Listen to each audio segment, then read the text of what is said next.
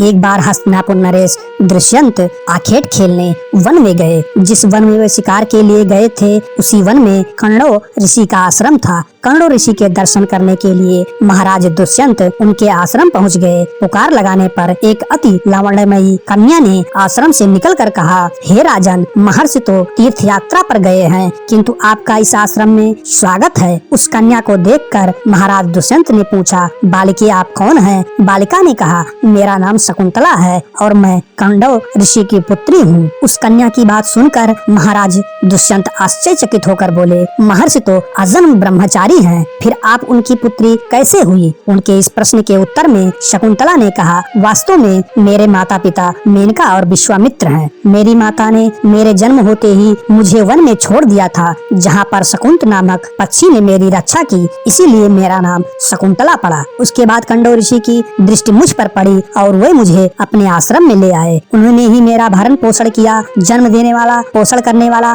तथा अन्न देने वाला, ये तीनों ही पिता कहे जाते हैं। इस प्रकार कंडो ऋषि मेरे पिता हुए। शकुंतला के वचनों को सुनकर महाराज दुष्यंत ने कहा, शकुंतले, तुम क्षत्रिय कन्या हो। तुम्हारे सौंदर्य को देखकर मैं अपना हृदय तुम्हें अर्पित कर चुका हूँ। यदि तुम्हें किसी प्रकार की आपत्ति न हो तो मैं तुमसे विवाह करना चाहता हूँ। शकुंतला भी महाराज दुष्यंत पर मोहित हो चुकी थी, अतः उसने अपनी स्वीकृति प्रदान कर दी। दोनों ने गंधर्व विवाह कर लिया। कुछ काल महाराज दुष्यंत ने शकुंतला के साथ विहार करते हुए वन में ही व्यतीत किया। फिर एक दिन वे शकुंतला से बोले, प्रियतमे, मुझे अब अपना राजकीय कार्य देखने के लिए हस्तिनापुर प्रस्थान करना होगा। महर्षि कंडो के तीर्थ यात्रा से लौट आने पर मैं तुम्हें यहाँ से विदा कर अपने राजभवन में ले जाऊंगा। इतना कहकर महाराज ने शकुंतला को अपने प्रेम के प्रतीक के रूप में अपनी स्वर्ण मुद्रिका दी और हस्तिनापुर चले गए। एक दिन उसके आश्रम में दुर्वासा ऋषि पधारे। महाराज दुष्यंत के विरह में लीन होने के कारण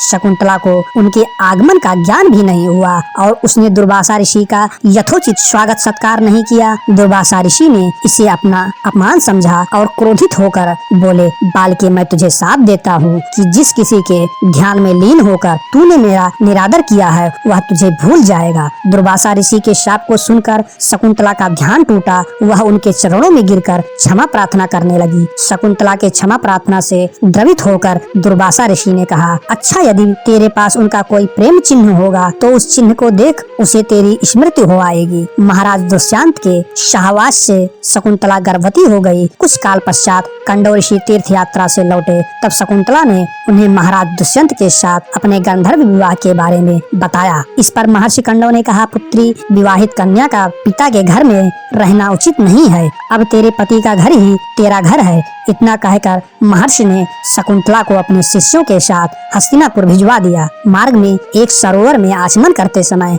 महाराज दुष्यंत की दी हुई शकुंतला की अंगूठी, जो कि प्रेम चिन्ह थी, सरोवर में ही गिर गई। उस अंगूठी को एक मछली निगल गई। महाराज दुष्यंत के पास पहुंचकर कंडो ऋषि के शिष्यों ने शकुंतला को उनके सामने खड़ी करके कहा, महाराज, शकुंतला आपकी पत्नी है, आप इसे स्वीकार करें। महाराज तो दुर्वासा ऋषि के शाप के कारण शकुंतला को विस्मित कर चुके थे, अतः उन्हें शकुंतला को स्वीकार नहीं किया और उस पर उल्टा होने का लाछन लगाने लगे। शकुंतला का अपमान होते ही आकाश में जोरों से बिजली कड़क उठी और सबके सामने उसकी माता मेनका उसे उठा ले गई। जिस मछली ने शकुंतला की अंगूठी को निगल लिया था, एक दिन वह मछुआरे के जाल में आ फंसी। जब मछुआरे ने उसे काटा तो उसके पेट अंगूठी निकली। मछुआरों ने उस अंगूठी को महाराज दुष्यंत के पास भेंट के रूप में भेज दिया। अंगूठी को देखते ही महाराज को शकुंतला का स्मरण हो आया और वे अपने कृत्य पर पश्चाताप करने लगे। महाराज ने शकुंतला को बहुत ढूंढवाया किंतु उसका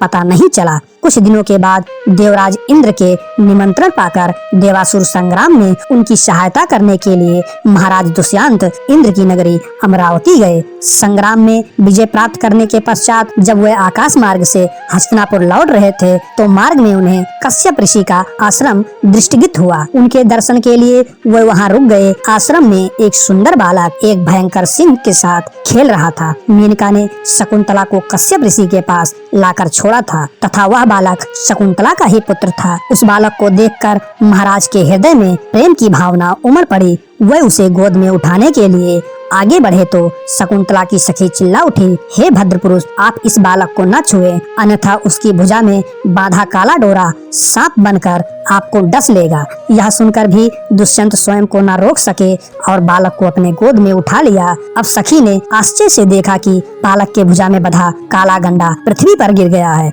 सखी को ज्ञात हुआ था कि बालक को जब कभी भी उसका पिता अपने गोद में लेगा, वह काला डोरा पृथ्वी पर गिर जाएगा। सखी ने प्रसन्न होकर समस्त वृत्तांत शकुंतला को सुनाया। शकुंतला महाराज दुष्यंत के पास आई। महाराज ने शकुंतला को पहचान लिया। उन्होंने अपने कृत्य के लिए शकुंतला से क्षमा प्रार्थना किया और कश्यप ऋषि की आज्ञा लेकर उसे अपने पुत्र सहित अपने साथ हस्तिनापुर ले आए। महाराज दुष्यंत और शकुंतला के उस पुत्र का नाम भरत था। बाद में वे भरत महान प्रतापी सम्राट बने और उन्हीं के नाम पर हमारे देश का नाम भारतवर्ष हुआ। अगर ये कहानी आपको अच्छी लगती है, प्लीज लाइक करें, शेयर करें और इस चैनल को सब्सक्राइब करें। Thank you. जय हिंद दोस्तों।